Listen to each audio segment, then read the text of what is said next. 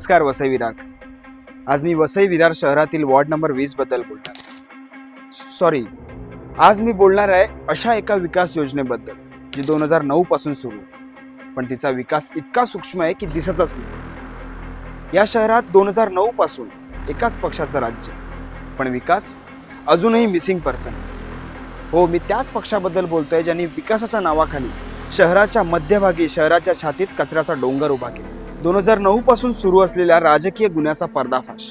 हो, मी गुन्हाच म्हणतो, कारण 2009 पासून वॉर्ड नंबर 20 मध्ये जे झालं तो विकास नाही, ती नियोजनबद्ध शहर हत्या होती. 2009 ते 2024 सत्ता तीच, पक्ष तोच, नगरसेवक तोच, 16 वर्ष बहुजन विकास आघाडी. या इतक्या वर्षात विकासाच्या नावावर तुम्ही काय केलं असा जेव्हा त्यांना प्रश्न विचारला जातो तेव्हा उत्तर मिळतं की या समोरासमोर सांगतो.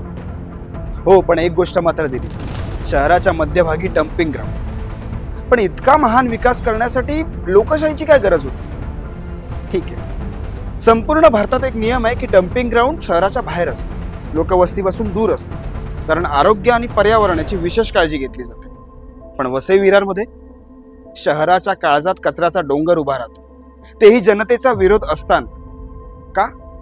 नियम बीबीएसाठी नाहीत, कायदे बीबीएसाठी नाहीत.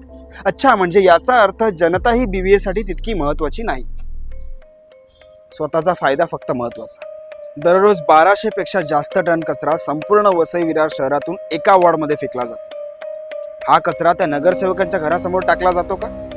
त्यांच्या मुलांनी याचा वास सहन केलाय का? नाही. हा कचरा फक्त सामान्य जनतेसाठी, कारण लोकशाही असणाऱ्या शहरात लोकांची किंमत शून्य, कारण हा कचरा सामान्य जनतेसाठी असतो आणि सुविधा सत्ताधाऱ्यांसाठी. हाच या शहराचा नियम. या सगळ्या विरोधात स्थानिक जनसेवक वसंत वैती ठाकूर दादा यांनी आंदोलन केलं, घोषणाबाजी झाली, जनता रस्त्यावर उतरली, लोकशाहीचा आवाज उठला.